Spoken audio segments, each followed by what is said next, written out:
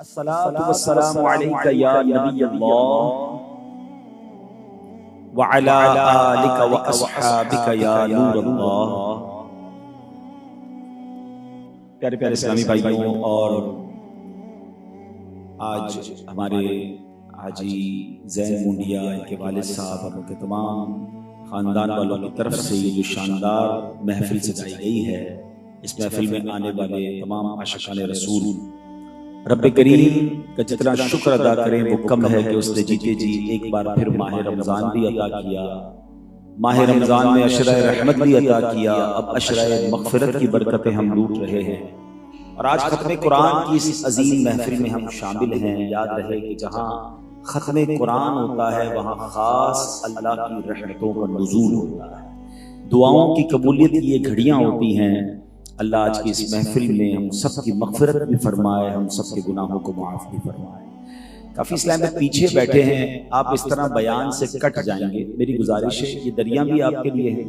नौजवान मेरा ख्याल है आगे आ जाएं, जो बुजुर्ग हैं वो बेशक कुर्सियों पे रहें, ताकि जब आए हैं तो आज इंशाअल्लाह जो दर्स कुरान होगा उसकी आप बरकतें प्रॉपर्ली यूज़ कर सकें। वरना पीछे होते हैं तो बाज़ औक़ात बातों में और मोबाइल में हमारा ये वक्त जो है वो ज़ाया हो जाता है। दुरूद पाक पढ़ने के बेशुमार फ़ज़ाइल व बरक़ात हैं। बहुत सारी अहादीस और वाक़यात फ़ज़ाइल दुरूद में मिलते हैं। एक बड़ा ही ईमान अफरोज़ वाक़या जो मुख्तलिफ़ दुरूद पाक की फ़ज़ीलतों पर मुश्तमिल किताबों में लिखा है कि एक दोस्त ने अपने दोस्त से कुछ कर्ज लिया और वो कर्ज था 3000 दिरहम। टाइम पूरा हो गया और जब कर्ज लौटाने की बारी आई तो उसने कहा पैसे नहीं है मेरे पास, मेरा तो बिजनेस कोलैप्स हो गया है, मैं पैसे नहीं दे सकता। उसने मजीद टाइम दिया, वो मजीद कोशिश करता रहा लेकिन पैसे ना हुए। अब मजबूरन उस दोस्त ने अपने दोस्त पर केस कर दिया। जज साहब ने बुलाया, कहा आपने पैसे देने? कहा बिल्कुल देने। कितने देने? 3000 दिरहम देने। तो देते क्यों नहीं? पैसे हैं नहीं मेरे पास, मेरा कारोबार ही तबाह हो गया, मैं खुद मकरूज हो गया हूँ। जज साहब ने कहा 30 दिन है आपके पास, विद इन 30 डेज या तो पैसे लौटा दें या फिर आपको सजा सुना देंगे। अब वो गरीब आदमी घर आया और आकर सोचने लगा पैसे तो हैं नहीं, मगर उलमा कहते हैं कि हो सकता है उसने वो हदीस पढ़ी हो जिसका मजमून है कि जब बंदा किसी परेशानी में हो, मुश्किल में हो, तो उसको चाहिए कि मुझ पर कसरत से दुरूद पढ़े कि दुरूद पाक परेशानियों और मुसीबतों को ले जाता है। उसने सोचा और तो कोई सॉल्यूशन नहीं है, मैं इस हदीस पर ही अमल कर लेता हूं। उसने कंटिन्यू दुरूद पाक पढ़ना शुरू किया। 27 डेज गुजर गए, 27 दिन दुरूद पाक पढ़ता रहा और अल्लाह और उसके रसूल अलैहिस्सलाम की तरफ तवज्जो थी उसकी।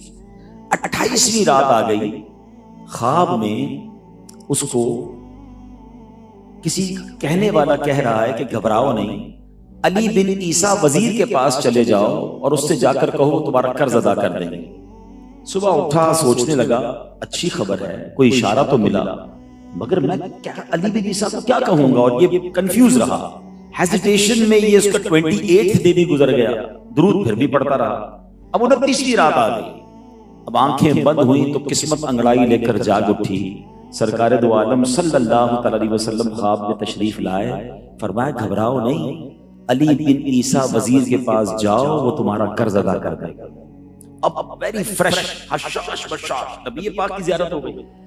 अब घर से निकलने लगा तो अचानक उसे ख्याल आया कि अगर मैं अली बिन ईसा वजीर के पास गया और उसने कोई एविडेंस मांग लिया, कोई प्रूफ मांगा कि मैं कैसे मानूं तुम्हें नबी पाक अलैहिस्सलाम ने भेजा है, तो मेरे पास तो कोई दलील नहीं होगी।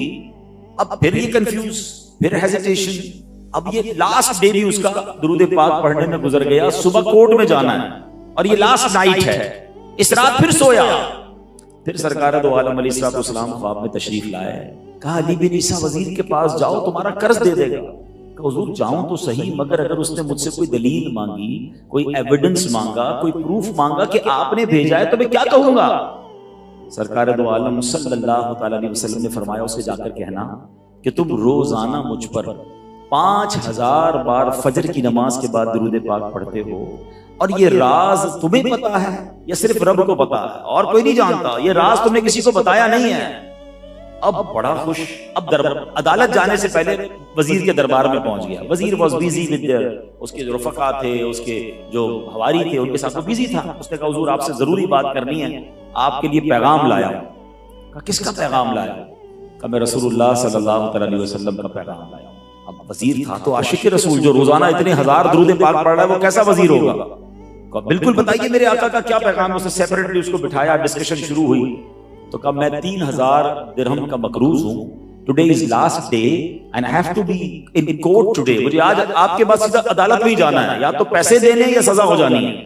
और नबी पाक अलैहिस्सलाम ने मुझे आपके पास भेजा है कि आप मेरा जो है वो कर्ज अदा कर दें। अली बिन ईसा बड़े अदब से कहता है कि हुजूर आप नबी पाक का हुक्म सर आंखों पर, मगर मैं कैसे मान लूं कि आपको सरकार दो आलम अलैहिस्सलाम ने भेजा? कोई निशानी है आपके पास? तो वो कहते हैं खाली नहीं भेजा मेरे आका ने, नबी पाक ने निशानी के साथ भेजा है। निशानी यह है कि आप रोजाना फजर के बाद 5000 बार दुरूद पाक पढ़ते हैं, और ये राज सिर्फ आपको पता है और रब को पता है। और जब तक आपके दुरूद पूरे नहीं होते ना, आप किसी से बात नहीं करते। हाय हाय, ऐसा आशिक रसूल वजीर था, वो खड़ा हो गया, कहता है मरहबा या रसूल अल्लाह, मुझ गुनाहगार के दुरूद कबूल हो गए। अब वो कमरे में गया, वापस आया। अब 3000 दिरहम लेकर नहीं आया, वो 9000 दिरहम लेकर आया। कहते 3000 दिरहम तो मेरे आका अलैहिस्सलाम का हुक्म, लब्बैक या रसूल अल्लाह, पहले तो आप ये नबी पाक का जो हुक्म था ये ले लीजिए। 3000 इतनी बड़ी गुड न्यूज आप मेरे पास लेकर आए हैं, इतनी बड़ी खुशखबरी आप लेकर आए हैं, ये उसका तोहफा है। और 3000 मजीद लीजिए, इससे कुछ कारोबार शुरू कीजिए, अपने बच्चों के लिए कुछ काम काज कीजिए, और एक वादा कीजिए, अब जिंदगी में आपको जब भी कोई जरूरत पड़ेगी मैं हाजिर हूं, आपने मेरे पास आना है। अब वो दीवाना खुशी खुशी अदालत पहुंच गया। अच्छा, अदालत में एवरीबडी वाज एक्सपेक्टिंग कि इसने आकर यही कहना है पैसे नहीं है और इसने गिरफ्तारी देनी है। ये गया और जाते ही इसने जज साहब के हाथ में पैसे रख दिए कि हुजूर ये 3000 दिरहम वापस ले ले। जज ने कहा पैसे तो बाद में लूंगा, पहले बताओ लेकर कहां से आया? तुम तो कहते थे कारोबार नहीं, तुम तो कहते कोलैप्स हो गया हूं, इतनी बड़ी अमाउंट किधर से की? जज को फिर कोई ना कोई कंफ्यूजन शुरू हो गई। अब उस दीवाने ने भरी अदालत में अपना वाकया सुनाया, और गोया उसने ज़बान हाल से ये कहा कि इतना दिया सरकार ने मुझको, इतनी मेरी औकात नहीं, ये तो कर्म है उनका, वरना मुझ में तो ऐसी बात नहीं। उस दीवाने ने वो पूरा वाकया अदालत में सुनाया। सुनो पहले के जज भी कैसे होते थे, हैं? अल्लाह काश वो आशिकाने रसूल हुक्मरान हमें आज अता फरमाए, ऐसे जजेस अता फरमाए, ऐसी अदालतें अता फरमाए। वो जज भी अपनी सीट से खड़ा हो गया और अपने कमरे में चला गया। थोड़ी देर बाद वो जज 3000 दिरहम लेकर आता है और उस शख्स को देकर कहता है क्या सारा सवाब अली बिन ईसा ही ले जाएगा? मैं भी अपने नबी का उम्मती हूं, तेरा कर्ज मैं अदा करूंगा। अब जिस दोस्त ने केस किया था ना, वो भी सारी बात सुन रहा है। कहता है जज साहब रुकिए, कागज और कलम लाइए, मैं भी नबी पाक का उम्मती हूं। जब इतना बड़ा इस पर इनाम हुआ है तो अपने पैसे कैसे इससे मांग सकता हूं? कागज कलम लाइए, मैं इसका कर्ज ही माफ कर देता हूं। लोन ही माफ कर दिया गया, केस डिसमिस हो गया। अच्छा, अब जज उसको कहता है, वो जो बंदा था जिस पर केस था, कहता है जज साहब थोड़े पैसे तो ले लो, अब तो हमारा मसला ही खत्म हो गया, केस ही खत्म हो गया, आपके पैसे तो जरूरत ही नहीं पड़े मुझे। वो जज साहब कहते हैं जो पैसे अल्लाह रसूल के नाम पे निकाले हैं ना, वो मैंने वापस नहीं लेने, ये भी तू ही ले जा। अब वो बंदा जो एक रात पहले 3000 दिरहम का मकरूज था, 12,000 दिरहम लेकर अपने घर को जा रहा। और ये वाकया बड़ी बड़ी दुरूद पाक की फजाइल की किताबों में मौजूद है। आप एक कौसर मुफ्ती अमीन साहब ने किताब लिखी, उन्होंने इसमें भी तहरीर फरमाया।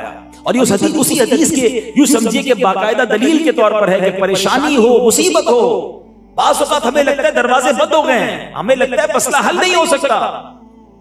मेरे प्यारे भाइयों, ये बात जहन में बिठाने के मुझे और आपको लगता है हल नहीं हो सकता, मगर जब कर्म होता है हालात बदल जाते हैं। खोटे सिक्के भी सरे बाजार में चल जाते। हाँ, ऐसे ऐसे मामलात बदलते देखे हैं, बस निगाह होनी चाहिए। हमें दुरूद पाक को थाम लेना चाहिए। शायर कहते हैं ना, दुखों ने तुमको जो घेरा हो तो दुरूद पढ़ो, दुखों ने तुमको जो घेरा हो तो दुरूद पढ़ो, जो हाज़री की तमन्ना हो तो दुरूद पढ़ो। तो दुरूद पाक को इस माह रमजान में, इस खत्म कुरान की महफिल में एक इंटेंशन करके जाएं, एक नियत करके जाएं कि फ्रॉम नाउ ऑनवर्ड्स अब हमने जिंदगी में दुरूद पाक को थाम लेना है, कसरत से पढ़ना है। फिर देखिए इंशाअल्लाह कैसी बरकतें मिलती हैं। आइए मिलकर मोहब्बत के साथ बाबाज़ बुलंद दुरूद पाक पढ़ लें। सल्लू अलल हबीब सल्लल्लाहु तआला अला मुहम्मद सल्लल्लाहु अलैहि वसल्लम। क्योंकि आज खत्म कुरान की महफिल है, कुरान करीम फुरकान हमीद में अल्लाह करीम ने हमारे लिए बहुत सारी हिदायत के बहुत ही खूबसूरत यूं समझिए कि मदनी फूल अता फरमाए हैं। बहुत प्यारे प्यारे वाकयात हैं। कुछ वाकयात हौसला देते हैं, कुछ वाकयात हमें डराते हैं कि पिछली कौमों ने क्या मिस्टेक्स की वो आप ना करें। 100 से ज्यादा कुरान में वाकयात हैं और आज इसी नीयत से मेरी 2 नीयतें हैं। आज मैं कुरान पाक का बेहतरीन वाकया, one of the best story of Quran, जिसको खुद कुरान मुफस्सिरीन कुरान अहसनुल कसस कहते हैं, जो कुरान का सबसे बेहतरीन किस्सा जिसको कहा गया, और वो किस्सा है, वो वाकया है हजरत यूसुफ अलैहिस्सलातु वस्सलाम का। सूरह यूसुफ की अगर आप तफसीर पढ़ें तो अकल हैरान हो जाती है। अप एंड डाउन, मद्दो जजर हैं, किस तरह हजरत यूसुफ की जिंदगी में आते रहे और आप किस तरह उन तमाम भंवर, तमाम तूफानों से गुजरते गए और अल्लाह ने फिर कैसा उरूज और कैसा मर्तबा अता फरमाया। मगर उस वाकये को शुरू करने से पहले मैं एक बात आपसे करना चाहता हूं। मैं कई बार यहां बयान कर चुका हूं और ये बात मैं बार बार करता हूं कि देखिए, कुरान पाक से कोई एक आयत सुनते हैं, कुरान का कोई एक वाकया सुनते हैं, हमें कितना कुछ सीखने को मिलता है। हम पूरे कुरान को क्यों नहीं समझते? हम पूरे कुरान को एक्सप्लोर क्यों नहीं करते? रमजान तो वैसे ही माहे नुज़ूल कुरान है ना, है? तो हमें इस महीने में कुरान से ऐसी दोस्ती करनी है कि महीना तो चला जाए मगर हमारा कुरान से प्यार न जाए, हमारा कुरान से ताल्लुक न जाए। इतनी जिंदगी गुजर गई, एक बार भी पूरा कुरान तफसीर के साथ हमने तर्जुमे के साथ नहीं पढ़ा। प्लीज ये ना करें। हदीस पाक में आता है वो दिल वीरान है जिसमें कुछ कुरान नहीं है। चेक करें हमारे दिल में कितना कुरान है। तो आज खत्म कुरान की इस महफिल में कुरान पाक से कनेक्टिविटी को मजबूत कीजिए। अब सिर्फ एक वाक्य को सुनिएगा, इतने मैसेजेस हैं, इतना कुछ है इस वाक्य में। यानी ये वाक्य इतना तवील है कि अगर मैं इसको पूरा डिटेल से बयान करूं तो शायद पूरी रात बयान करना पड़े, मगर मैं अपने अल्फाज में इसको समराइज करने की कोशिश करूंगा। मगर अगेन मैं आपको रिक्वेस्ट करूंगा कि आप सूरह यूसुफ को तफसीर के साथ, पूरी तफसीर से पढ़ें। आपका ईमान ताजा हो जाएगा ये क्या था इस पूरे स्टोरी के अंदर और अल्लाह ने अपनी कुदरत के कैसे नजारे दिखाए। हजरत यूसुफ अलैहिस्सलाम ने बचपन में एक ख्वाब देखा, ठीक है। अब कुरान में उस ख्वाब का जिक्र भी है। वो खुद अपने वालिद साहब से कहते हैं, इज़ क़ाल यूसुफ़ु ली अबीही या अबती इन्नी रअयतु अहद अशरा कौकबन वश्शम्स वल क़मर रअयतुहुम ली साजिदीन। याद करो जब यूसुफ ने अपने बाप से कहा, ऐ मेरे बाप, मैंने 11 सितारों और सूरज और चांद को देखा, मैंने उन्हें अपने लिए सजदा करते हुए देखा। ख्वाब में क्या देखा? 11 सितारे हैं, सूरज है, चांद है, सब मुझे सजदा कर रहे हैं। आपके वालिद साहब को जब ये ख्वाब सुनाया तो वालिद साहब ने कहा, क़ाल या बुनय्या ला तक़्सुस रुय्याका अला इख्वतिका फयकीदु लका कैदा इन्नश-शैतान लिल-इंसानी अदुव्वुम मुबीन। फरमाया मेरे बच्चे अपने ख्वाब अपने भाइयों के सामने बयान न करना वरना तुम्हारे खिलाफ साजिश करेंगे, बेशक शैतान आदमी का खुला दुश्मन है। यानी इस ख्वाब में एक बहुत बड़ी बशारत थी। और जब कहते हैं ना अब यहाँ सीखना क्या है, हमारा एक प्रॉब्लम है। मैं देखिए कोशिश करूंगा वाकया भी बयान करता जाऊं और हमने क्या सीखना है, हमने अपने लिए इंप्लीमेंटेशन क्या करनी वो भी सीखें। हमें जब भी कोई कामयाबी मिलती है, जब भी कोई नेमत मिलती है, हम सबको बताने लग जाते हैं। अच्छा हम समझ रहे होते हैं लोग भी इंजॉय करेंगे, लोग भी खुश होंगे। ऐसा होता नहीं है। हसद इसी से बढ़ता है। हसद करना तो बुरा है मगर अपनी नेमतों के बेजा इजहार से लोगों को हसद से बचाना भी हमारी जिम्मेदारी है। हर किसी को अपनी हर नेमत बतानी है। क्यों बतानी है भाई? यहाँ तो हाल ये है कि किसी रेस्टोरेंट में खाना जाते हैं तो पहले चेक इन लगाते हैं, उसके बाद उस खाने से पहले जब डिश आती है तो उसकी तस्वीर सोशल मीडिया पे डालते हैं, फिर खाना शुरू करते हैं कि मैं बाद में खाऊं, पहले नजर आप लगा दें। फिर कहते हैं खाना खाया पेट खराब हो गया। भाई क्या जरूरत थी 5000 लोगों को जिनके पास प्रॉपर खाने को नहीं है, उसको आप 25000 की डिश शेयर कर रहे हैं। आपने अपने घर के बेडरूम की तस्वीर लगानी है, नया सोफा लिया है, नई गाड़ी ली है, आईफोन 15 ले लिया। हर अल्लाह ने अगर आपको नेमतें दी हैं तो अपने पास रखे ना। क्यों अपनी नेमतों को दूसरों को बताकर आप मौका दे रहे हैं? या तो वो नजर लगाएंगे या अल्लाह ना करे हसद करेंगे। तो ये समझिए कि नेमत थी। अच्छा हजरत यूसुफ के वालिद ने, हजरत याकूब को भी अल्लाह के नबी हैं, ये नहीं कर लोगों को ना बताओ, भाइयों को भी ना बताना, स्टेप ब्रदर्स थे। लेकिन ये बात समझने के लिए बहुत कुछ है कि बाज़ औक़ात हमें बहुत बड़ी कामयाबी मिलने वाली होती है, हम जल्दी करके लोगों को बताते हैं, देखते हमारा काम भी नहीं होता। पहले ही खुशखबरियां देना शुरू कर देंगे, मेरा मेरी डील हो गई है, मैं फला मुल्क में जा रहा हूं, मेरा फला कंट्री में बिजनेस शुरू होने वाला है। ना करें, अपनी कामयाबियों को अपने तक महदूद रखें, थोड़ा पेट मजबूत रखें। हाँ, अल्लाह का शुक्र अदा करना शुरू कर दें, सदका खैरात देना शुरू कर दें, सजदा शुक्र अदा करना वो करें। मगर लोगों को हर चीज बताने का नॉर्मली फायदा नहीं होता। अब क्या हुआ, पहले ये समझ लें, हजरत याकूब बिन इसहाक, ये हजरत यूसुफ अलैहिस्सलाम के वालिद हैं, यानी हजरत याकूब के वालिद इसहाक और उनके बेटे हजरत इब्राहिम, यानी ये नस्ल ही नबियों की है। ठीक है। अच्छा, आपके 12 बेटे थे, यहूदा, रोबेल, शमऊन, लावी, जबूलून, यसजर, दान, नफ्ताई, जाद, आशर, यूसुफ और बनियामीन। हजरत यूसुफ हजरत बनियामीन ये सगे भाई थे, बाकी दूसरी माओं से थे, वो स्टेप ब्रदर्स थे। ठीक है। अब हुआ ऐसा ही, भाइयों को हसद हो गया हजरत यूसुफ अलैहिस्सलाम से। हजरत यूसुफ की उम्र जो है उस जमाने में 7 साल, ठीक है ना, 7-8 साल है, और उनको हसद हो गया। और जब ये हसद हुआ तो उन्होंने क्या किया कि भाइयों ने प्लान किया कि किसी तरह इनको रास्ते से हटा दें। हजरत याकूब अलैहिस्सलाम इनसे बड़ा प्यार करते हैं, तो हम अपने भाई को ही माद अल्लाह कत्ल कर दें। हजरत याकूब अलैहिस्सलाम से इजाजत ली, 7-8 साल का भाई है, उसको लेकर गए। पहले तो खूब मारा, और जब मार कर जख्मी कर दिया तो अब आपको आपका कुर्ते से बांधकर आपको एक अंधेरे कुएं में फेंक दिया। यानी अपने तौर पर उन्होंने हजरत यूसुफ को मर्डर करने में कोई कसर नहीं छोड़ी। मगर जिसे अल्लाह रखे उसे कौन चखे हैं। हुआ क्या कि जब कुएं में फेंका गया तो अल्लाह करीम ने हजरत जिब्रील अलैहिस्सलाम को हुक्म दिया, आप कुएं में तशरीफ लाए। हजरत यूसुफ अलैहिस्सलाम को अपने पैरों पे आसानी के साथ कुएं में उतारा, आपका कुर्ता उतार कर आपको पहनाया। उस कुर्ते से ऐसी शुआएं निकली कि वो पूरा कुआं रोशन हो गया। कुएं का पानी खारा था, हजरत यूसुफ के कदम लगे, वो पानी भी मीठा हो गया। अच्छा, भाइयों को सब्र नहीं आता था, वो रोज आके कुएं में देखते थे, भाई अंदर ही है ना, कहीं निकल तो नहीं गया, ताकि किसी तरीके से मादअल्लाह वहीं इंतकाल हो जाए। मगर मैंने कहा ना कि अल्लाह के राज अंधेरे कुएं में वो डालकर चले गए थे, मगर अल्लाह ने कैसे निकालना था कि मदियन से मिस्र एक काफिला जा रहा था। अच्छा, उस काफिले वालों में से एक शख्स ने हजरत उस कुएं के अंदर पानी का डोल डाला, और जब उन्हें डोल डाला तो वहां क्या हुआ कि हजरत यूसुफ अलैहिस्सलाम जो थे उस डोल को पकड़ा आपने, और आप पानी के उस डोल के साथ बाहर आ गए। आप जैसे ही बाहर आए तो जिसने डोल डाला था वो हैरान हो गया, या बुशरा हादा गुलाम, इतना खूबसूरत बच्चा ये कहां से आ गया। अच्छा, थोड़ा स्टोरी को वापस पीछे लिए चलता हूं।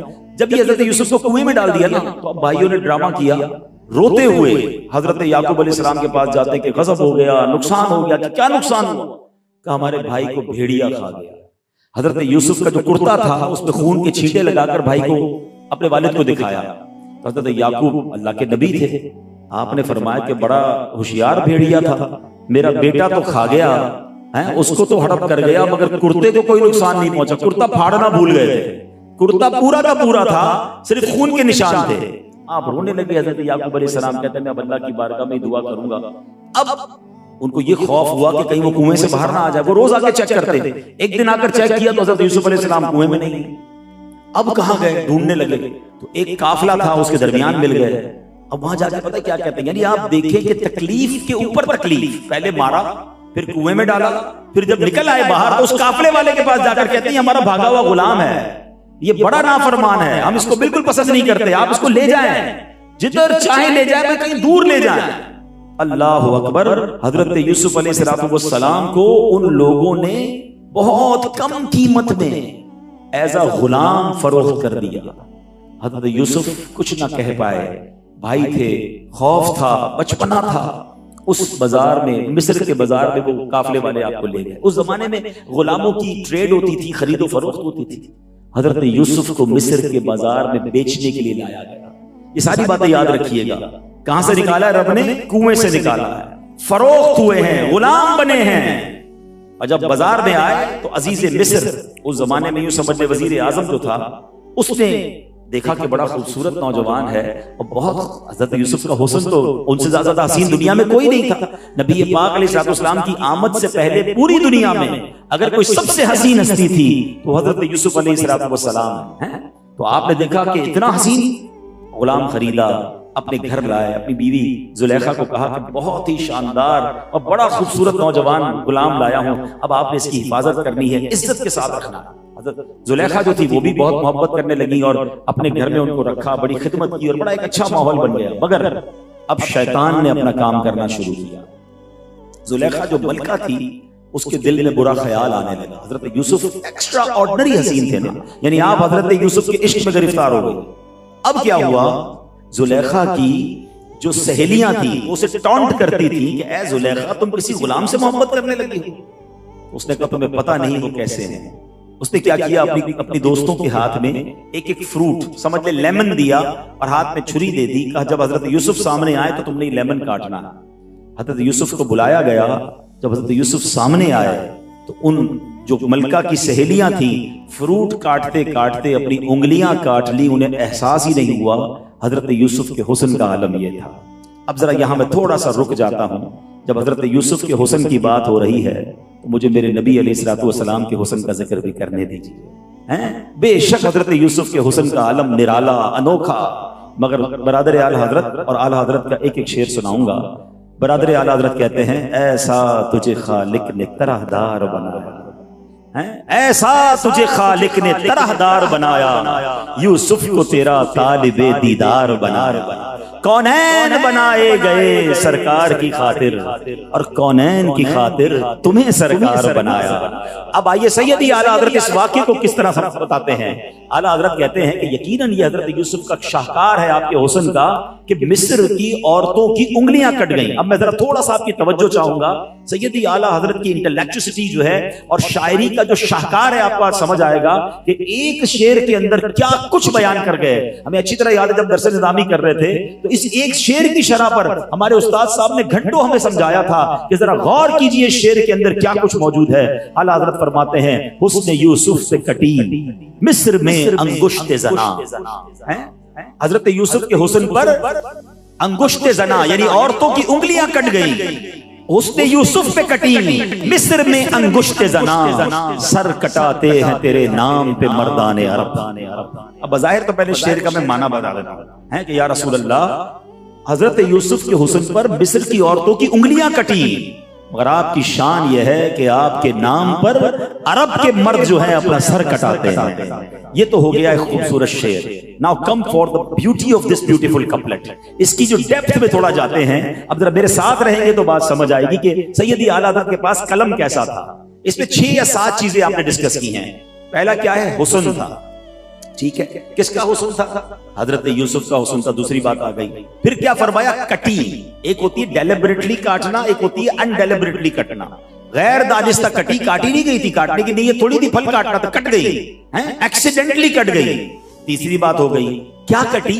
उंगलियां। किसकी उंगलियां? औरतों की। औरतें कहां की थी? मिस्र की। ये 6 बातें याद रखिएगा। हुस्न, यूसुफ, अनडेलिबरेटली कटी, उंगलियां कटी, औरतों की कटी और मिस्र की औरतों की कटी। इन 6 बातों का जवाब मेरे रजा ने अगली लाइन में दिया है कि हजरत यूसुफ की शान कमाल की है, मगर सुनो वहां हुस्न पर कटी हैं, यहां नाम पर कटते हैं।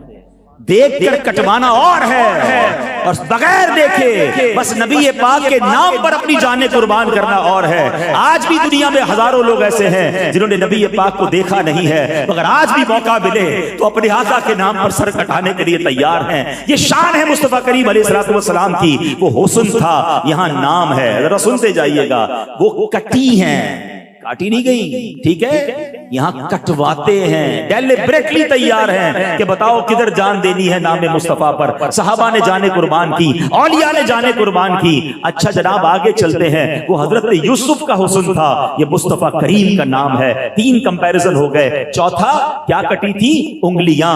उंगलियां काटना आसान है, वो तो गैर दानिस्ता कटी थी, यहां गर्दन कटवाने के लिए तैयार है। कितनी बड़ी बात है। अच्छा, उंगलियां कटी इनकी, मिस्र की औरतों की। औरतें वैसे भी नाकिसुल अकल होती हैं, यहां औरतें नहीं कटवा रही हैं, मिस्र की औरतें नहीं, बल्कि अरब के मर्द जो हैं, जिनकी जमा मर्दी की मिसालें दी जाती है, या रसूल अल्लाह वो आपके नाम पर सर कटाने के लिए तैयार है। अब दोबारा शेर सुनिए, उसने यूसुफ पे कटी मिस्र में अंगुश्त जना, आका सर कटाते हैं तेरे नाम पे मर्दाने अरब। ये शान है मेरे आका की। तो बहरहाल अब जुलेखा जो है इतनी ब्यूटी देखकर, इतना जनाब हजरत यूसुफ का हुस्न देखकर, अब शैतान ने उस पर हमला किया। कंट्रोल था, महल था, उसकी कनीजें थी, ये तो गुलाम थे, इनके कंट्रोल में थे। अब क्या किया? जुलेखा ने आपको बुरे काम की दावत दी, हराम काम की तरफ बुलाया है। हजरत यूसुफ ने क्या जवाब दिया? खुदा का खौफ करो, माअल्लाह मुझसे ऐसे गुनाह की बात करती हो, मैं अपने मोहसिन के साथ खयानत करूं? अजीज मिस्र ने तो मुझे महल में रखा, मुझे बाजार से खरीद कर महल में ले आए, मैं अपने मोहसिन के साथ ये गुनाह, ये गलती नहीं कर सकता, अपने रब की नाफरमानी नहीं कर सकता। अगेन मैं थोड़ा सा ब्रेक लेता हूं, मैं चाह यही रहा हूं वाकया भी सुनते जाएं, खुद भी कुछ सीखते जाएं। हजरत यूसुफ के पास मौका था, मलका सज धज के बैठी है, कमरा बंद है, नोबडी देयर टू विटनेस, मगर खौफे खुदा कैसा है कि अल्लाह देख रहा है। आपने कहा मैं ये गुनाह नहीं कर सकता, हम सब के लिए दर्स है, हमें गुनाह का मौका मिले, क्या हम बच पाएंगे? बल्कि लोग तो गुनाह का मौका ढूंढते हैं कि चलो यार कहीं और चले, यहाँ तो घर वाले देखेंगे, यहाँ वालिदैन देखेंगे, इस कंट्री में नहीं किसी और कंट्री में चलते हैं। छुप छुप कर गुनाह करने वाले क्यों नहीं सोचते कि जो मैं कर रहा हूं वो रब देख रहा है?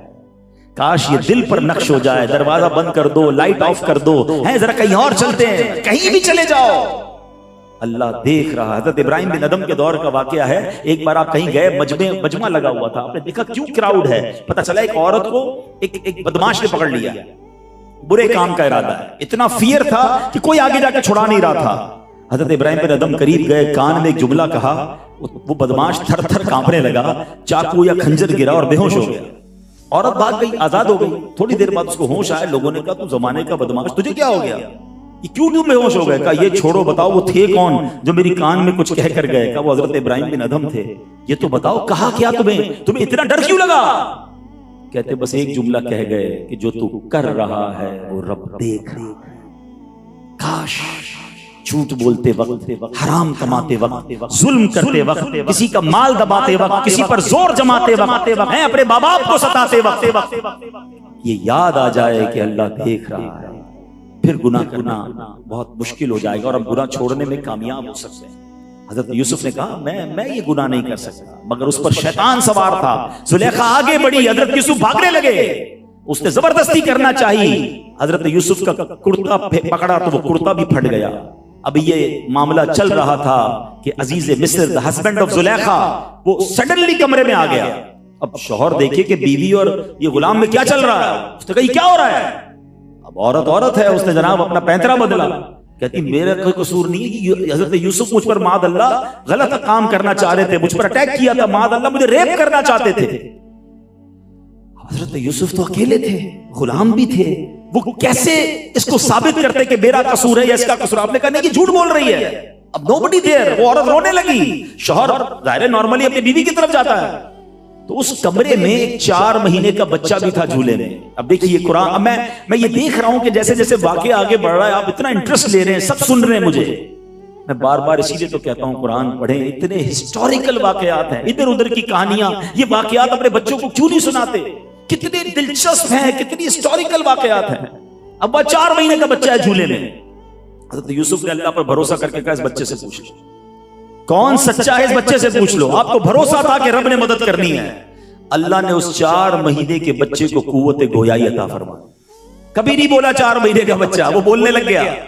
कहता है ए अजीज मिस्र, ये देख लो, अगर कुर्ता आगे से फटा है तो हजरत यूसुफ कसूरवार हैं, कुर्ता पीछे से फटा है तो जुलेखा कसूरवार है। क्या लॉजिकल जवाब है ना? अगर मादअल्लाह कोई औरत की तरफ बढ़ता है और औरत बचना चाह रही है तो उसके आगे का कुर्ता फटेगा, और मर्द भाग रहा है, पीछे से औरत पकड़ रही है तो पीछे का कुर्ता फटेगा। और ऐसा ही हुआ, हजरत यूसुफ की बेगुनाही सामने आ गई।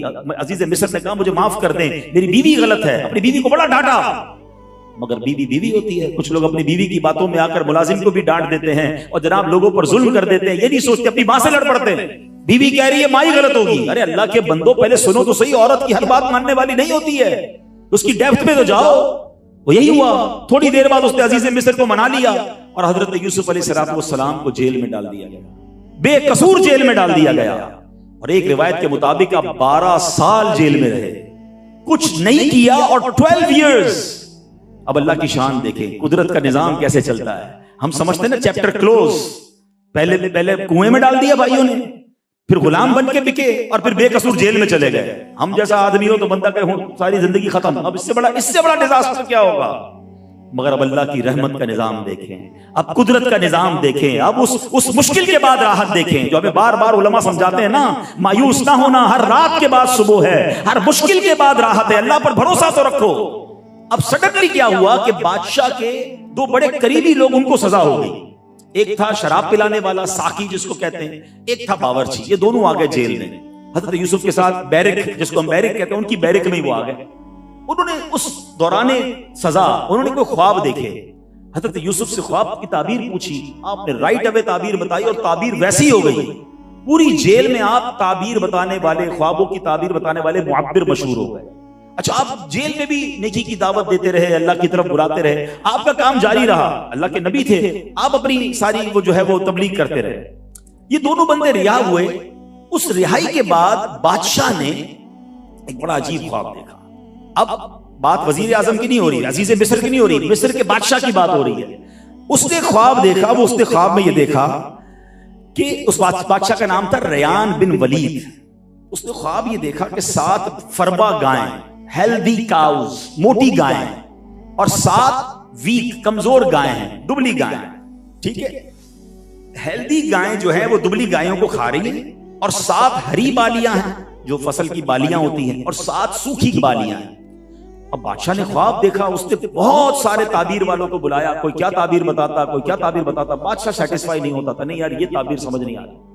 अब जो बावर्ची गया था ना, ये साकी गया था, उसने कहा बादशाह सलामत, एक बंदा है वो ख्वाब की ताबीर कमाल बताते हैं, मुझे जेल में जाने दे, मैं ताबीर पूछ के आता हूं। वो जेल में गए हजरत यूसुफ अलैहिस्सलाम के पास, कहा हमारे बादशाह ने ख्वाब देखा है। हजरत यूसुफ ने बड़ी कमाल की ताबीर बताई, यूनिक। आप कहते हैं कि इसकी ताबीर यह है कि 7 बरस तक मुसलसल खेती करनी है, खूब फसलें उगाओ, क्योंकि उसके बाद 7 बरस तक बहुत खतरनाक कहत आएगा, डिजास्टर आएगा, किसी के पास अनाज नहीं होगा। और इनके अनाजों को बालियों में महफूज रखना, बालियों से निकालना नहीं, उसको सिक्योर रखना है उन अनाज की बालियों को, और फिर अनाज लोग खाएंगे 7 साल, उसके बाद फिर हरियाली आ जाएगी। बादशाह को जाकर बताया, बादशाह ने कहा ये तो कमाल की बात की है, इनको लेकर आओ जेल से। गए, हजरत आपकी रिहाई का परवाना है, चलें।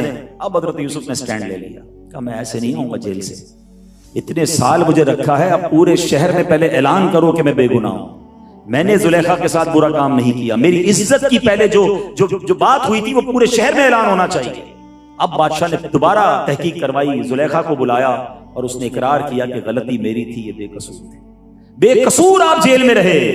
और उसके बाद शहर भर में अनाउंस करवाया गया कि हजरत यूसुफ बेगुनाह हैं, इज्जत वाले हैं, पाक हैं। बादशाह ने अपने दरबार में बुलाया, अब कहा बताओ करना क्या है। आप 7 बरस तक बस पूरे मुल्क को हुक्म दे दें कि पूरे मिस्र में खूब खेती उगाएं और उसको सेव करें, उसको स्टोर करें। हजरत यूसुफ ने एक बड़ा अनोखा काम किया, आपने कहा अगर ये पूरा सिस्टम आप मुझे दे दे मैं कर लूंगा। सुभान अल्लाह। बादशाह ने कहा ठीक है।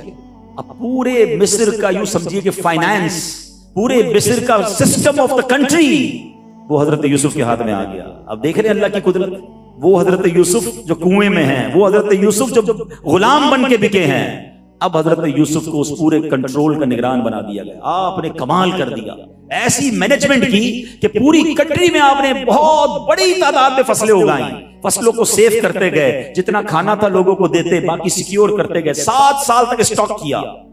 अब 7 साल के बाद पूरी सल्तनत में कहता है, आसपास के मुल्कों में किसी के पास अनाज नहीं था। अब लोग अनाज लेने आए, कहां कि मिस्र में अनाज है। अब हजरत यूसुफ अलैहिस्सलाम को पहले साल लोग अपने पैसे देकर गए, जितने पैसे थे सब लोगों से मिल गए इनको। करेंसी खत्म, अनाज चाहिए था, भूखे मर रहे थे, पूरा साल आपने लोगों की करेंसी ले ली। अगले साल गए तो करेंसी थी नहीं, उनके जानवर ले लिए, तो पैसों के बदले जानवर दिए लोगों ने, अनाज लेकर गए हैं। अगली बार गए तो जो सोने चांदी जवाहरात थे वो देकर आए, खाना तो खाना था ना, लोग भूखे मर रहे थे। अब वो डील हुई अगेंस्ट द ज्वेलरी, वो भी सारा मिस्र के पास आ गया। अब एक वक्त आया कि लोगों के पास कुछ नहीं बचा और फिर भी भूख थी, तो सब लोगों ने आकर अपना आप हजरत यूसुफ को बेचा। यानी एवरीबॉडी बिकम अ गुलाम है, पूरे सल्तनत के लोग अब हजरत यूसुफ के गुलाम बने और कहा कि हजरत हमें खरीद ले, हमें अनाज दे दे। अल्लाह ने वो कुदरत का नजारा दिखाया कि जिस हजरत यूसुफ को 20 दिरहम में मिस्र के बाजार में जलील करके बेचने की कोशिश की गई, अरे सारी दुनिया जलील करने की कोशिश करे, रब ने उनके लिए वो इज्जत रखी थी कि पूरा मिस्र उनके हाथ में गुलाम बन गया। अब सब लोगों ने अपने आप को हजरत यूसुफ के सामने सेल आउट किया। और हजरत यूसुफ की शान देखें कि जब सब गुलाम बने, आपने अनाज भी दिया और सबको आजाद भी कर दिया।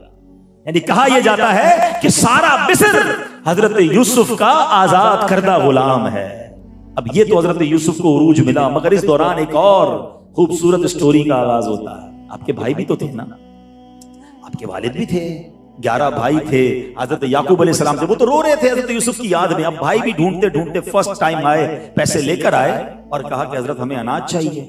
हजरत यूसुफ ने अपने भाइयों को पहचान लिया। अच्छा, वो भाई कई सालों बाद आए थे, वो तो कभी तसव्वुर में भी नहीं गौर कर सकते थे कि हमारा भाई बादशाह बन जाएगा, हमारा भाई जनाब इतने बड़े कंट्रोल उसके हाथ में होंगे, तो उनको तो सोच ही नहीं थी ना। हजरत यूसुफ ने पहचान लिया कि ये सारे मेरे वही भाई हैं जिन्होंने मुझ पर इतना जुल्म किया था। आपने क्या कहा, अपने जो गुलामों से कहा कि इनको अनाज तो दे दो, मगर जितनी करेंसी ये लेकर आए ना वो सारी करेंसी भी इनकी बोरियों में डाला, और उनको कहा तुम्हारा एक भाई बनियामीन है, वो कहाँ है, उसको क्यों नहीं लेकर आए, अगली बार नहीं लाओगे तो अनाज नहीं मिलेगा। वो सारे भाई कहे हम अपने वालिद से कोशिश करेंगे उनको राजी करने की, क्योंकि वो हमारे साथ बनियामीन को नहीं भेजते, क्योंकि उनको पहले का इंसिडेंट याद था कि जो इन भाइयों ने मिलकर हजरत यूसुफ के साथ किया था, वो हजरत बनियामीन को कभी भी इनके साथ नहीं भेजते थे। तो ये भाई जो है सारे वापस आए, हजरत याकूब से कहा कि देखें बादशाह सलामत ने कहा है कि अगर अगली बार बनियामीन नहीं आएंगे तो हमने राशन नहीं देना है। और जैसी बोरियां खोली ना तो पैसे भी उसी में से निकल आए। कहा अब्बा जान देखें कैसा बादशाह है, कितना सखी है, अनाज भी दिया पैसे भी दे दिए। बाबा जान बनियामीन को कुछ नहीं होगा, भरोसा करे हमें दे, हम दोबारा कैसे जाएंगे। हजरत याकूब कहते हैं मैं तुम पर भरोसा नहीं कर सकता, मेरे बेटे यूसुफ के साथ तुमने जो किया था, बहरहाल कस्में वादे बहुत कुछ उन्होंने किया। जब नेक्स्ट टाइम अनाज की जरूरत पड़ी वो हजरत बनियामीन को भी साथ लेकर गए। हजरत यूसुफ ने जब अपने सगे भाई को देखा, क्योंकि सगे भाई हजरत बनियामीन ही थे, हजरत यूसुफ ने उन्हें बुलाया, अपने साथ तख्त पर बिठा लिया और कान में कहा कि मैं ही तुम्हारा भाई यूसुफ।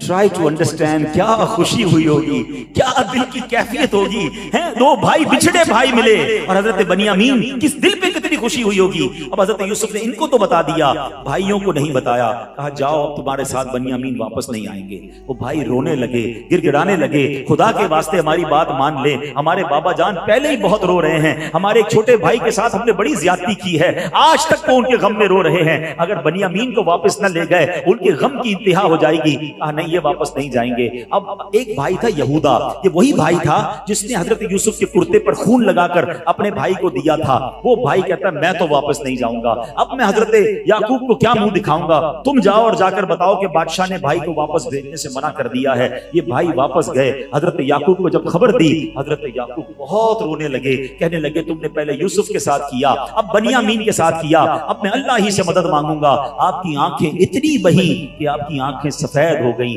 आपकी बीनाई का ज़ौफ बढ़ गया। अब जनाब अगली बार जब वो भाई अनाज लेने आए तो अब कहते हैं अब तो पैसे भी नहीं हैं, कुछ खोटे सिक्के हैं, अब खैरात में हमको कुछ दे दे।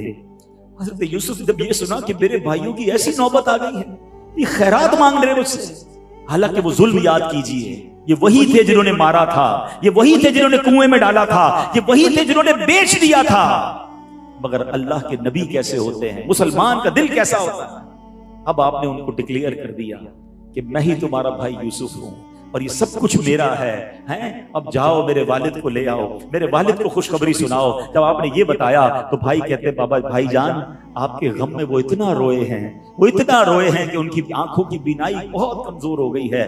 हजरत यूसुफ ने अपना कुर्ता उतारा, अपना कुर्ता दिया और कहा जाओ मेरे वालिद की आंखों पर रख देना, अल्लाह इस कुर्ते की बरकत से उनकी बीनाई का ज़ौफ दूर कर देगा, उनकी बीनाई को दूर कर देगा। अब जरा यहाँ एक बहुत खूबसूरत बात, यहूदा कहता है अब ये मैं लेकर जाऊंगा, मैं ही वो था जिसने मेरे वालिद को दुख दिया था। हजरत यूसुफ का वो कुर्ता लेकर गया था झूठ बोलकर, उसमें खून के धब्बे लगाकर कि मेरे भाई को भेड़िया खा गया है, अब खुशखबरी वाला कुर्ता भी मैं लेकर जाऊंगा। किताबों में लिखा है 7 दिन का सफर था, मगर वो 7 दिन तक दौड़ता रहा, उसने कोई ब्रेक नहीं लिया कि मैं खाने पीने के लिए भी नहीं रुकूंगा, बस अपने भाई को वो अपने वालिद को वो खुशखबरी सुनाऊंगा। अल्लाह अकबर। हजरत यूसुफ का कुर्ता जब मिस्र में हजरत याकूब के घर के करीब पहुंचता है, कुरान की आयत है, कुरान कहता है, हजरत यूसुफ कहते हैं, हजरत याकूब कहते हैं इन्नी ला अजिदु रिहा यूसुफा लौला अन तुफद्दिदून, कहा मैं बेशक यूसुफ की खुशबू पाता हूं अगर मुझे ये ना कहो कि मैं बहक गया हूं। यानी आप देखें हजरत यूसुफ के कुर्ते की खुशबू वालिद को मिल रही है कि हजरत यूसुफ लगता है करीब आ रहे हैं। अब सुनो फिर क्या हुआ, फलम्मा अन जाअल बशीर अलकाहु अला वजही फरतद्द बसीरा क़ाल अलम अकुल लकुम इन्नी अअलमु मिनल्लाहि मा ला तअलमून। फिर क्या हुआ, कुरान कहता है फिर जब खुशी सुनाने वाला आया और उसने वो कुर्ता हजरत याकूब के मुंह पर डाला, उसी वक्त उनकी आंखें आ गईं, उनकी नजरें फिर ठीक हो गईं। कहा मैं ना कहता था मुझे अल्लाह की वो शानें मालूम है जो तुम्हें मालूम नहीं है। हजरत याकूब ने कभी नहीं कहा कि हजरत यूसुफ शहीद हो गए हैं या दुनिया से चले गए हैं, हर बार कहते यूसुफ ने आना है, मेरे बेटे को तलाश करो। अब यहाँ बड़ी खूबसूरत बात, इस वाकये में एक और अकीदे की बात भी सुन लो। कुर्ता भेजा हजरत यूसुफ ने, हजरत यूसुफ भी अल्लाह के नबी, हजरत याकूब भी अल्लाह के नबी, एक नबी दूसरे नबी की आंखों के लिए कुर्ता भेज रहे हैं। भाई दुआ कर देते। लोगों को तबर्रुकात से बड़े प्रॉब्लम है आजकल, पता नहीं कहां कहां से प्रॉब्लम्स लेकर आ जाते हैं। मैं कुरान सुना रहा हूं, अगर ये बात गलत होती तो कुरान में जिक्र ना होता। हजरत यूसुफ का कुर्ता भेजना बता रहा है कि अल्लाह वालों से निस्बत रखने वाली चीज में अल्लाह ने शिफा रखी है। अल्लाह के नबी भेज रहे हैं कुर्ता, और कुरान कहता है जब ये कुर्ता आंखों पे रखा जाता है अल्लाह उनकी आंखें फेर देता है। तो खुश नसीब है जो मुंह मुबारक का अदब करते हैं, खुश नसीब है जो खिलाफे काबा का अदब करते हैं, खुश नसीब है जो औलिया किराम से मंसूब चीजों का अदब करते हैं। ये ऐसी बातों में आया ना करें, ये बेअदबी वाली बातें, इनसे दूर रहें। कुरान में तमाम चीजों का जवाब मौजूद है कि निस्बत की बरकतें हुआ करती हैं। बहरहाल अब जब आंखें वापस आ गई, अब सुभान अल्लाह, हजरत यूसुफ ने कहा मेरे वालिद को लाना है, मगर शान से लाना है, मगर प्रोटोकॉल से लाना है। अल्लाह अकबर। बड़े दुख देखे थे हजरत याकूब ने। हजरत यूसुफ ने 200 सवारियां भेजी हजरत याकूब अलैहिस्सलाम को लेने के लिए। हजरत याकूब ने अपना पूरा खानदान जमा किया, 72 या 73 लोग थे। अब ये सब मिलकर एक काफिले की सूरत में हजरत यूसुफ के दरबार में जा रहे हैं। जब हजरत यूसुफ के दरबार शहर के करीब पहुंचे तो बेटे ने क्या एहतमाम किया, अपनी फौजें लेकर, अपने तमाम स्क्वाड लेकर आप शहर के दरवाजे पर आए कि आज मैंने अपने वालिद, पिछड़े हुए वालिद का इस्तकबाल करना है। कितने सालों बाद आज बाप और बेटे ने मिलना है। दूर से हजरत याकूब देखकर कहते हैं अपने बच्चों से कि ये कोई फिरौन का लश्कर लग रहा है, ये किसी बादशाह का लश्कर लग रहा है। तो बेटे कहते हैं अब्बा जान ये किसी और का नहीं, आपके बेटे हजरत यूसुफ का लश्कर है। अल्लाह ने आपके बेटे को वो शान और शौकत अता फरमाई है। फिर हजरत याकूब से कहा जाता है, फरिश्ते कहते हैं जरा आसमान की तरफ नजर उठाइए, या ऐ याकूब अलैहिस्सलाम आज आप बाप बेटे की मुलाकात का मंजर देखने के लिए फरिश्तों का जम्मे गफीर है। आसमान पर एक अजब मंजर था। कहा ये वो फरिश्ते हैं ऐ याकूब अलैहिस्सलाम जो आपके गम में बरसों रोते रहे हैं। आप रोते थे, ये फरिश्ते भी रोते थे। अल्लाह करीम ने उन फरिश्तों का आपका साथ अता फरमाया है। सुभान अल्लाह। अब जरा सुनिएगा, मेरे रब की शान देखिएगा। अब क्या हुआ कि जब हजरत याकूब अलैहिस्सलाम के करीब हजरत यूसुफ गए अपना लश्कर लेकर कि अपने वालिद का प्रॉपर इस्तकबाल करूं, शानदार इस्तकबाल करूं, वो सलाम कहने जा रहे थे। सुभान अल्लाह। तो हजरत जिब्राइल ने हजरत यूसुफ से कहा आपने सलाम नहीं कहना है, पहले हजरत याकूब अलैहिस्सलाम को सलाम कहने का मौका दें, क्योंकि उन्होंने कुछ बड़ी रिक्कत वाले अल्फाज तैयार किए हुए हैं, उनके दिल में कुछ अल्फाज हैं, उनको पहले कहने दीजिए। अल्लाह अकबर। हजरत याकूब अलैहिस्सलाम ने जो सलाम किया ना, है रिवायतों में मुफस्सरीन ने उसको किस तरह लिखा, आप कहते हैं अस्सलामु अलैका या मुज़हिबल अहज़ान, यानी ए गमों को दूर करने वाले, आप पर सलाम हो। अपने बेटे को हजरत याकूब इस तरह सलाम कर रहे हैं। बहरहाल दोनों गले मिलते हैं, बहुत देर तक बाप बेटे रोते रहते हैं। एक अजब मंजर है, बिछड़े मिले हैं और सुभान अल्लाह अब दोनों बाप बेटे, सारे भाई और वालदा, ये सब महल में लाए जाते हैं, तख्त पर बिठाए जाते हैं। 11 भाई हैं, वालदा है, वालिद हैं। और अब क्या हुआ, इन सब ने मिलकर, इन 11 भाइयों ने, वालिद और वालदा ने मिलकर हजरत यूसुफ को सजदा किया। उस जमाने में एक बात याद रखिए, सजदाए ताजीमी की इजाजत थी कि जब किसी को ताजीम देनी होती थी, रिस्पेक्ट देनी होती थी, इबादत के लिए नहीं, ताजीम के लिए सजदा किया जाता था। मगर हमारी शरीयत में, हमारे आका अलैहिस्सलाम के आने के बाद हमारी शरीयत में सजदे की इजाजत नहीं। वो हदीस आपने सुनी होगी ना कि किसी को सजदा करने की इजाजत नहीं। अगर इजाजत होती तो मैं औरत को हुक्म देता कि अपने शौहर को सजदा करे, तो पहले शरीयतों में इजाजत थी। तो अब हजरत याकूब का जो वो ख्वाब था, हजरत यूसुफ का जो वो ख्वाब था ना, जो मैंने शुरू में बयान किया कि 11 सितारे, एक चांद और एक सूरज ने मुझे सजदा किया, ये अल्लाह ने ख्वाब वैसे पूरा कर दिखाया। आपने अपने भाइयों को मुआफ कर दिया। ऐ मेरे प्यारे इस्लामी भाइयों, वल्लाह यकीन करें इस वाक़े में इतनी बातें हैं, मुझे खुद बयान करने में इतना लुत्फ आ रहा है और जी चाह रहा है मैं इसको और खोल खोल के बयान करूं, मगर जाहिर है कि टाइम लिमिट होती है। मगर फिर मैं आपको कहूंगा इसको जरूर तफसील से पढ़ें। ये one of the amazing story of Quran है, खुद कुरान इसको अहसनुल कसस कहता है। अब जरा मैं थोड़ी सी जो इस पूरे वाकये से मुझे और आपको असबाक मिलते हैं, लेसन्स मिलते हैं, अब उसकी तरफ आते हैं ताकि उसके बाद अब अपने बयान को कंक्लूड करें। पहले तो बड़ी अहम बात समझनी है, देखिए ये भी मुफस्सिरीन ने कितनी प्यारी तरबियत फरमाई कि हजरत यूसुफ अलैहिस्सलाम ने अपने भाइयों को माफ कर दिया, तो अब हम भी उनके भाइयों को बुरा नहीं कह सकते, याद रखिएगा। अब मादअल्लाह को हजरत यूसुफ की मोहब्बत में उनके भाइयों को बुरा भला कहे, उन्होंने माफी मांग ली, हजरत यूसुफ ने माफ कर दिया, वो हजरत यूसुफ के सहाबी बन गए। तो अब किसी को यह इख्तियार नहीं है कि उनके भाइयों को बुरा भला कहे। जो उन्होंने ज्यादती की वो इसलिए बयान की जाती है ताकि पता चले कि किस कदर ज्यादती के बाद भी हजरत यूसुफ ने माफ किया। अब इस वाक्य से एक बात क्या सीखनी है, इतना दुख, इतनी परेशानी, उसके बाद भी माफ कर दिया। और आज हम छोटी सी बात माफ करने के लिए तैयार नहीं है। खानदान तोड़ दिए हमने, रिश्तेदारियां खत्म कर दी, हम नहीं जाएंगे अपने चचा के घर, उनको नहीं आने देंगे, मौत मैयत पर नहीं जाते।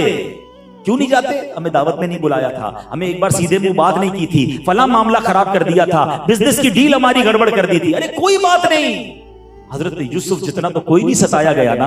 किसी रिश्तेदार ने मुझे और आपको बांधकर कुएं में डाला, किसी ने हमें मिस्र के बाजार में बेचा, उन्होंने उसे भी माफ किया। और अल्लाह माफ करने वालों को पसंद करता है। आज मैं बहुत बहुत कमाल की हदीस सुनाने जा रहा हूं, ऐसी रिवायत है जो लर्जा देती है। उसके अल्फाज क्या हैं, याद रखो। हदीस का मजमून है, जो रहम नहीं करता उस पर रहम नहीं किया जाएगा, और जो माफ नहीं करता उसे माफ नहीं किया जाएगा।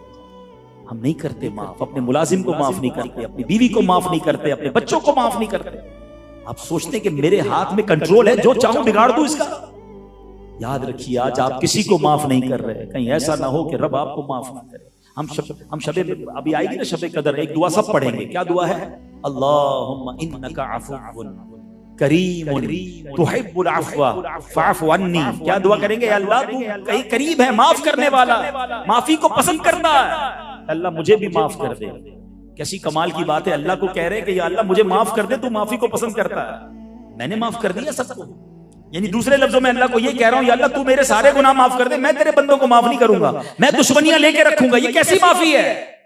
मजा यह है कि शबे कदर आने से पहले पहले आप सबको माफ करें, सबसे दरगुजर करें। कोई बात नहीं यार। अच्छा अभी पता है शैतान या हमारे ख्यालात कैसे हो रहे होंगे, यार ये मौलाना साहब बात तो सही कर रहे हैं मगर कसूर मेरा थोड़ी है, सताया तो उसने, तकलीफ तो उसने पहुंचाई है, मैं क्यों माफ करूं, मैं क्यों माफी मांगू? अरे भाई माफी तो जब भी होगी ना, कमाल तो जब होगा कि कसूर उसका फिर भी आप माफ कर रहे हो।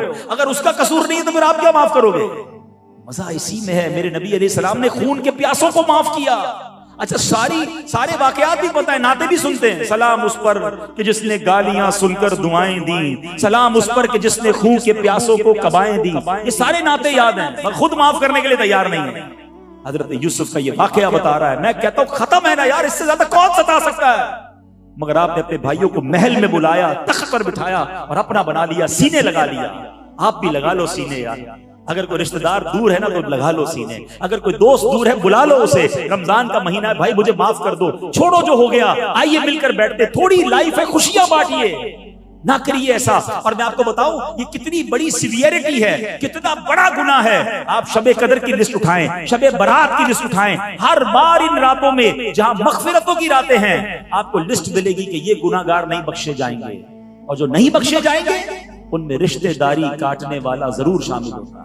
इसका मतलब ये अल्लाह को कितना ना सख्त नापसंदीदा। काश ये बात मैं और आज आप समझ जाए। एक और खूबसूरत बात जो इस वाक़ये से सीखनी है, हाय हाय हजरत यूसुफ का ये वाक़या बहुत हौसला देता है, बहुत हौसला देता है। अब गम में है, परेशानी में है, दुख में है, बीमारी में है, कर्जे में है, डिप्रेस मत होना, हिम्मत ना हारना। ये मत सोचना कि सब खत्म हो गया, अब हल नहीं हो सकता, डॉक्टर ने मना कर दिया, हैं? ऐसा प्रॉब्लम है जो सॉल्व नहीं हो सकता, इतना बड़ा कर्जा है मैं निकल नहीं सकता, कारोबार में ऐसा फंसा हूं कि सॉल्व नहीं हो सकता। अरे कुरान का ये वाकया बता रहा है कि जो रब हजरत यूसुफ को कुएं से निकालकर मिस्र का बादशाह बना सकता है, वो मुझे भी गमों के कुएं से निकालकर खुशियों के उजाले में दाखिल कर सकता है। वो मेरे दिन भी फेर सकता है, वो कादिर मुतलक है।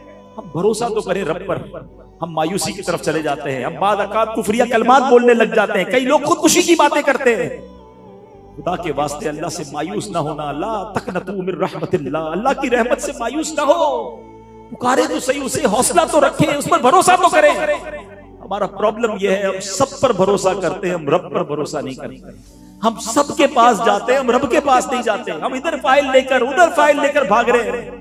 अरे अल्लाह की बारगाह में सर झुकाओ ना, कहो ना व उफव्विदु अमरी इलल्लाह, अल्लाह मैं तुझे अपने सारे काम सौंपता हूं। कुरान हमें सिखा रहा है कि रब से मांगना कैसे है, व उफव्विदु अमरी इलल्लाह, मैं अपने सारे काम रब के सुपुर्द करता हूं। इन्नल्लाह बसीरुम बिल इबाद, अल्लाह अपने बंदों को देख रहा है। ये जितने सफेद दाढ़ी वाले बुजुर्ग बैठे ना, सफेद बालों वाले, इनसे पूछ लीजिए, इन सबकी जिंदगी में एक बार कम से कम ऐसा जरूर वक्त आया होगा कि कभी लगा होगा सब खत्म हो गया, कभी लगा होगा अब मसला हल नहीं होगा, कभी किसी ऐसी मुश्किल में फंसे होंगे आप कि आपको लगता होगा यहां से निकलूंगा कैसे। मगर आज आप सोचते हैं तो यकीन नहीं आता, यार वो टफ टाइम कैसे निकल गया, वो बुरा वक्त कैसे सॉल्व हुआ, ये कहां से सॉल्व हुआ, बताओ मैं आपको। ये अल्लाह ने कुरान में वादा फरमाया है, वमन यत्तकिल्लाह यजअल लहू मखरजा, जो अल्लाह से डरे अल्लाह उसके लिए नजात का रास्ता निकालेगा। वयरज़ुक़हु मिन हैथु ला यहतसिब, उसे वहां से रोजी देगा जहां उसका गुमान भी नहीं जाएगा। वमन यतवक्कल अलल्लाहि फहुवा हस्बुह, जो अल्लाह पर भरोसा करे अल्लाह उसके लिए काफी है। अल्लाह ने खुद फरमाया बस डरना है अल्लाह से, अल्लाह की रस्सी को छोड़ना नहीं है, अल्लाह रास्ता निकालेगा और लोगों के निकले रास्ते। आज वो सोचते पैसा आया किधर से, कर्जा उतरा कैसे, मैं उस जिल्लत से समुद्र से निकलकर आज इज्जत वाला कैसे बन गया, अरे मैं फुटपाथ से उठकर आज महल वाला कैसे बन गया। अरे अल्लाह ने फरमाया है वयरज़ुक़हु मिन हैथु ला यहतसिब, अल्लाह उधर से रोजी देगा जिधर तुम्हारा गुमान भी नहीं। बस भरोसा चाहिए, अल्लाह से दोस्ती कर दो, अल्लाह से बातें किया करो, अल्लाह से अर्ज किया करो। ये हजरत यूसुफ का वाकया इतना हौसला देता है कि यार हम इतने तो हमें डिसरिस्पेक्ट नहीं की गई है, इतना तो हम बुरे नहीं फंसे हैं जो हजरत यूसुफ फंसे थे। लेकिन अल्लाह ने निकाला तो निकाला, सिर्फ कुएं से नहीं निकाल दिया चले आप बोले जान बच गई जनाब वापस घर अपने चले गए, नहीं, अल्लाह ने मिस्र का बादशाह बना दिया। आप मिस्र के बाजार में बिके, पूरा मिस्र आपके नाम पर बिक गया। अल्लाह ने सबका आका आपको बना दिया। मेरा रब चाहे तो हजरत इब्राहिम के लिए आग गुलजार कर सकता है, वो रब चाहे तो फिरौन के लिए, फिरौन से बचने के लिए हजरत मूसा और उनके साथियों के लिए दरियाए नील रास्ते दे सकता है। मेरा रब चाहे तो मेरे लिए भी रास्ते निकल सकते हैं, मेरी मुश्किल भी आसान हो सकती है। बस आज अल्लाह पर भरोसा सीख कर जाना, अल्लाह से मोहब्बत सीख कर जाना। और मैं दोबारा अर्ज करूंगा कि अगर कुरान पढ़ें तो कैसे कैसे हमें मैसेजेस मिल जाते हैं, कैसा हौसला मिल जाता है, कितनी रहनुमाई मिल जाती है। तो आज की इस महफिल में मैं गुजारिश करूंगा कि जो मैंने शुरू में बात की थी कि कुरान पढ़ने की नीयत कर ले कि अब मैं कुरान पढ़ूंगा, तर्जमे से पढ़ूंगा, तफसीर से पढ़ूंगा। अल्हम्दुलिल्लाह दावत इस्लामी ने ये सब काम बड़े आसान कर दिए। अल्लाह की रहमत से दावत इस्लामी ने मौजूदा आसान उर्दू में पहले एक तफसीर कुरान जारी की, तफसीर कुरान सिरातुल जिनान, ये 10 जिल्दों पर मुश्तमिल है। वन ऑफ द अमेजिंग तफसीर कुरान है। इसको हमने इंटरनेट पर डाउनलोड के लिए भी फ्री डाल दिया, इसकी एक एप्लीकेशन भी बना दी है, आप उसे डाउनलोड कर ले। तफसीर कुरान सिरातुल जिनान, सिरातुल जिनान माने जन्नत का रास्ता। और फिर इसकी ऑडियो भी इसमें शामिल कर दी गई है। और आज मैं एक और गुड न्यूज रिवील कर रहा हूं कि इंशाल्लाह आज से मकतबतुल मदीना ने एक और तफसीर कुरान मुफ्ती कासिम साहब की, जिसका नाम तफसीर तालीमुल कुरान है, वो सिर्फ 2 जिल्दों पर है, वो 10 जिल्दों पर है। ये 2 बुकलेट्स हैं, मुख्तसर करके हमने छापी है, वो इंशाल्लाह कल से अवेलेबल होगी, तो आप उसको भी हासिल कर सकते हैं। लेकिन बस खुदा के वास्ते कुरान पढ़िए, समझिए, अमल कीजिए, जिंदगी आसान हो जाएगी।